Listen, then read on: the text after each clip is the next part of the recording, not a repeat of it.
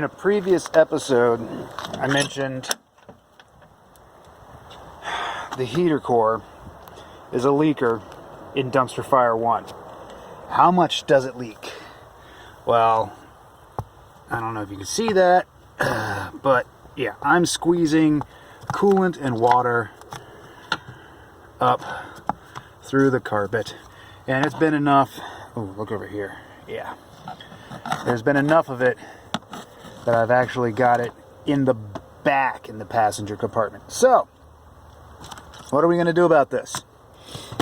Come around front, I'll let you see. Alright, traditionally, when your heater core starts leaking all over the inside of your dashboard and the floor of the vehicle, you end up taking out the hoses here. Start by removing everything from passenger side to the center. You drop the steering column and you take the entire dashboard down. And then you've got a big, huge black plastic box that's hiding right up in behind your heater controls. And inside that box is not just the heater core, there's also your AC condenser. You can't get it all apart effectively without vacuuming out the AC system, removing the condenser, reinstalling the condenser, and paying someone to recharge the system. And being a 91, this guy, pretty sure, is an R12 system. So that means it's that much more difficult to do AC work. Can't really get away with doing it on your own too often. And the AC actually does work on this. So we're not going to do that. Here's what we're going to do. Your heat gets hot water from the thermostat housing.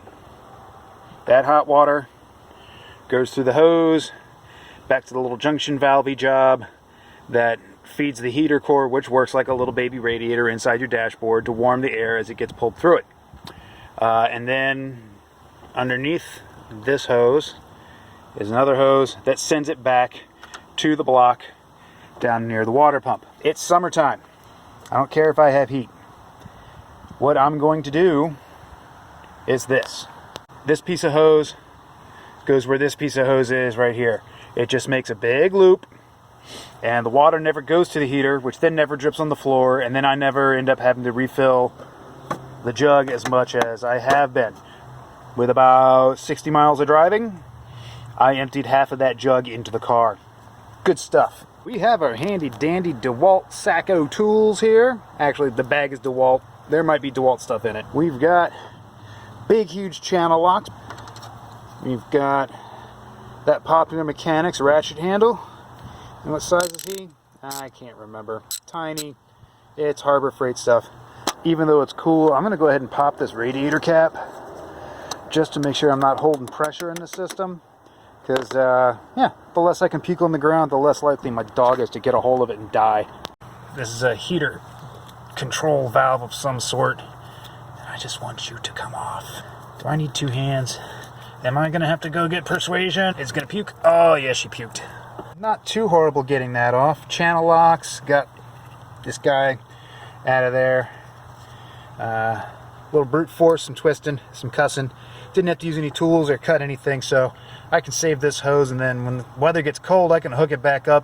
The next step is taking that hose that comes out of the thermostat housing and hooking it back up to the water pump return, so it just makes a circle and doesn't shoot water everywhere. And then I can dry out my sticky interior. Not even 1 full minute later. Look at how easy peasy that was. Yep, out to back in. Now all I got to do is grab trusty, crusty ratchet man here and give him some of those. Just so you're aware, because you didn't see me do it on camera. We don't need to show everybody everything.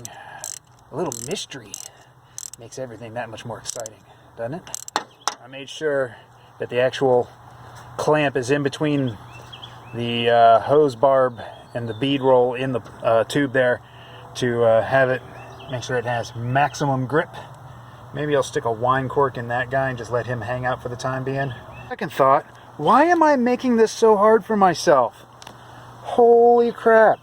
I just talked about making a loop to cut the heater core out of the circuit.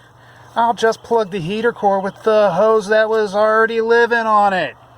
I'm a frickin' genius, because I'm a smart fellow. The first thing we're going to do before we start this up is top off our coolant jug. Partially full. It's bloated like a dead body. Ugh. Only the best. This right here. This is 100% Loudoun County tap water. Yeah, splishy splashy, splishy splashy. Precision pouring machine. I'm not too worried about the mix ratio because, well, last time I topped this sucker off, I topped it off with uncut green antifreeze. And yeah, that gets us down near one of those lines. All right, let's go throw the radiator cap back on it. And actually, you know what? We're not going to do that. She almost sounds happy. Let's drop a little more water in that radiator filler.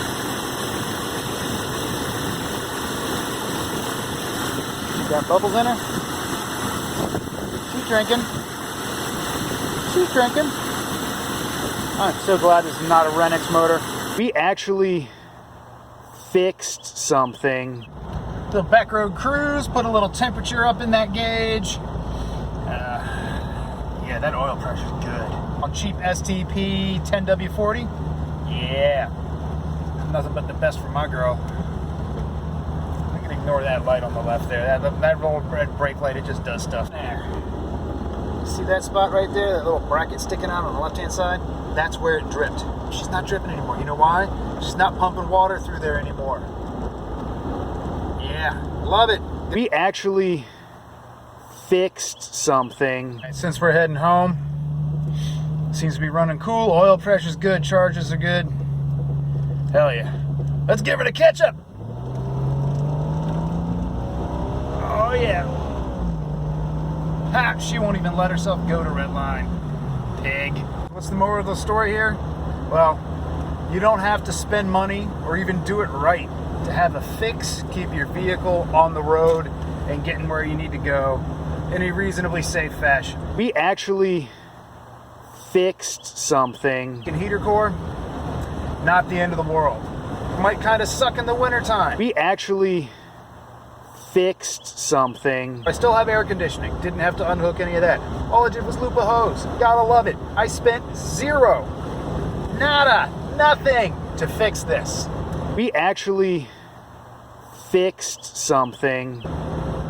Well, at least this first thing. So let's move on to the next. Another day. In the meantime, let's go have some fun. All right, gang.